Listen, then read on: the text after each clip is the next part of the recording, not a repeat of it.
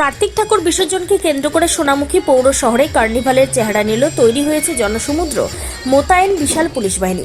কালী কার্তিকের শহর হিসেবেই পরিচিত বাঁকুড়া জেলার প্রাচীন পৌর শহর সোনামুখী।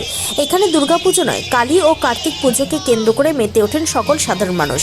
সোনামুখী পৌর শহরে কার্তিক ঠাকুর বিসর্জনকে কেন্দ্র করে তৈরি হয়েছে জনসমুদ্র। যে কোনো ধরনের অপ্রীতিকর পরিস্থিতি এড়াতে অত্যন্ত সতর্ক বাঁকুড়া জেলা পুলিশ প্রশাসন এবং সোনামুখী পৌরসভা। বাঁকুড়া জেলা পুলিশের তরফে সোনামুখী পৌর শহরে বিভিন্ন প্রান্তে মোতায়েন করা হয়েছে বিশাল পুলিশ বাহিনী। সোনামুখী পৌর শহরে লাইসেন্স প্রাপ্ত কার্তিক পুজোর সংখ্যা রয়েছে 19টি। নিয়ম অনুযায়ী নির্দিষ্ট সময় ধরে প্রতিটি পুজো কমিটি নিজেদের কার্তিক ঠাকুর নিয়ে সোনামুখী পৌর শহরের প্রাণকেন্দ্র চৌমাথায় উপস্থিত হন এবং সেখানে তারা আনন্দ উচ্ছ্বাসে মেতে ওঠেন। প্রশাসনের বেঁধে দেওয়া নির্দিষ্ট সময় পর্যন্ত পুজো কমিটির সদস্যরা চৌমাথায় আনন্দ উচ্ছ্বাস করেন। এইভাবে প্রতিটি কার্তিক পুজো কমিটি চৌমাথায় উপস্থিত হয়। কার্তিক ঠাকুর বিসর্জন রীতিমতো কার্নিভালের চেহারা নেয়। 8 থেকে 80 সকলেই কার্তিক ঠাকুর বিসর্জনকে কেন্দ্র করে মেতে ওঠে। কার্তিক বিসর্জন হচ্ছে আমাদের সোনামুখীর এমন একটা উৎসব যেখানে সবাই মানুষ নানান জায়গা থেকে আসে দেখতে। তারপরে বারুদ বোম এমন বারুদ বোম আমার মনে হয় না কোথাও আর হবে।